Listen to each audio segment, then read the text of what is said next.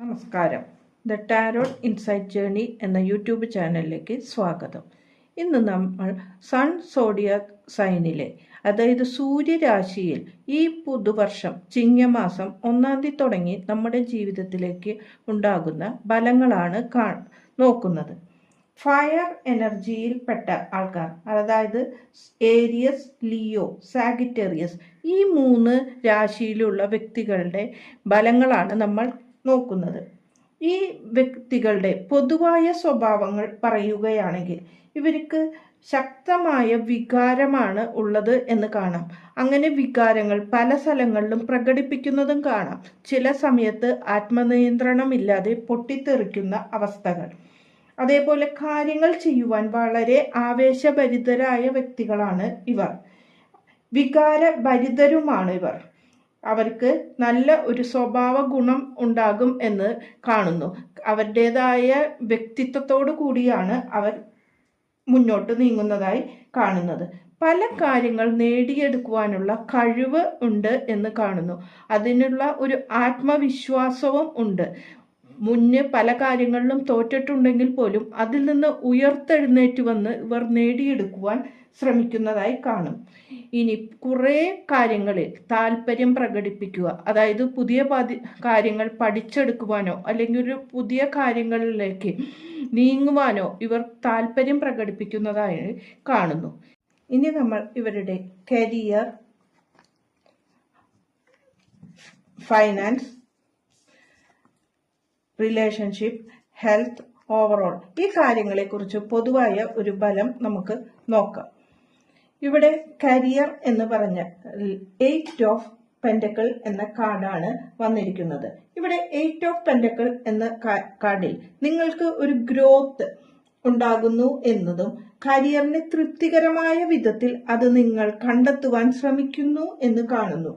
അത് ആ ഗ്രോത്ത് നിങ്ങളിലേക്ക് വരുന്നതാണ്. ഇപ്പോൾ നിങ്ങൾ ഹാർഡ് വർക്കാണ് ചെയ്തുകൊണ്ടിരിക്കുന്നത് ആ കരിയറിലേക്ക് വേണ്ടി.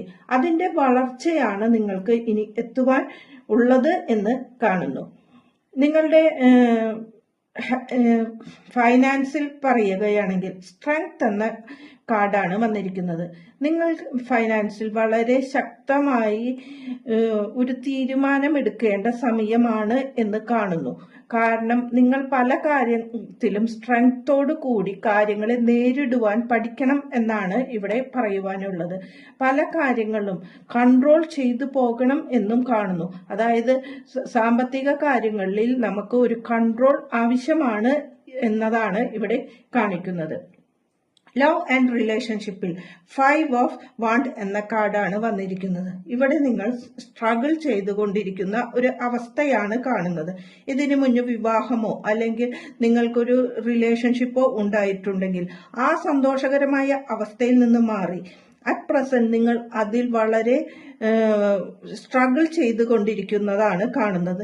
ചില തർക്കങ്ങൾ അല്ലെങ്കിൽ ലഹളകൾ അതിൽ ഉണ്ടാകുന്നു എന്നും മറ്റുള്ളവരോട് നിങ്ങൾ അതിനുവേണ്ടി എതിർത്തു നിൽക്കുന്നതായും കാണാം. ചിലപ്പോൾ നിങ്ങളെ മാനസികമായി തകർത്തുകൊണ്ടാണ് ഇവിടെ നിൽക്കുന്നത്. ഈ കാര്യങ്ങളിൽ നിന്ന് നിങ്ങൾ മാറി മുന്നോട്ട് പോവുകയാണെങ്കിൽ നിങ്ങൾക്ക് സ്റ്റെബിലിറ്റി, സന്തോഷമാണ് ഉണ്ടാകുന്നത്.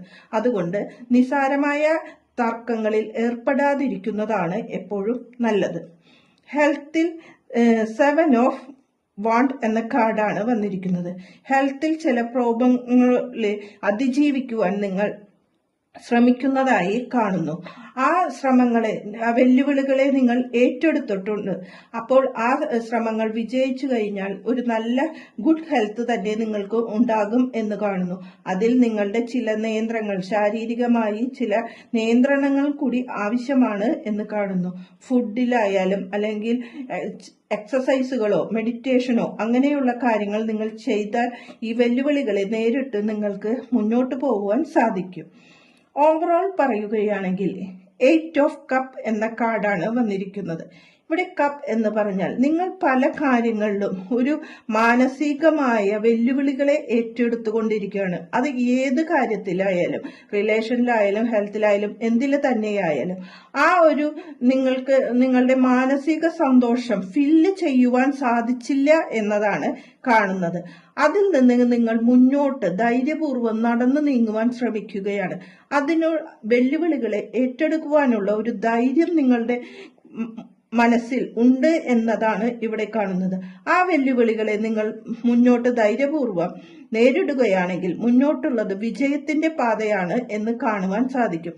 പക്ഷെ നമ്മൾ ഈ മാനസിക വിഷമങ്ങളിൽ നിന്ന് തകർന്ന് നിൽക്കുന്ന ഒരു അവസ്ഥയാണെങ്കിൽ നമ്മളെ കൂടുതൽ തകർച്ചയിലേക്കാണ് പോകുന്നത്. അതിൽ നിന്ന് മാറി മുന്നോട്ട് പോവുക. ഇവിടെ 3 കാർഡുകളിൽ 8 എന്ന നമ്പർ വന്നതായി കാണുന്നു. ഇവിടെ 8 എന്ന് പറഞ്ഞ നമ്പർ നിങ്ങൾക്ക് സൂചിപ്പിക്കുന്നത് ചില കാര്യങ്ങൾ സംഘടിപ്പിക്കുക എന്നതാണ്. അങ്ങനെ കാര്യങ്ങളെ സംഘടിച്ചുകൊണ്ട് നിങ്ങൾ മുന്നോട്ട് പോവുകയാണെങ്കിൽ നിങ്ങൾക്ക് ഒരു എക്സ്പാൻഷൻ, അതായത് വിപുലീകരണമാണ് ജീവിതത്തിൽ ഉണ്ടാകുന്നത് എന്നാണ് ഇവിടെ വരുന്ന മെസ്സേജ്. നന്ദി, നമസ്കാരം.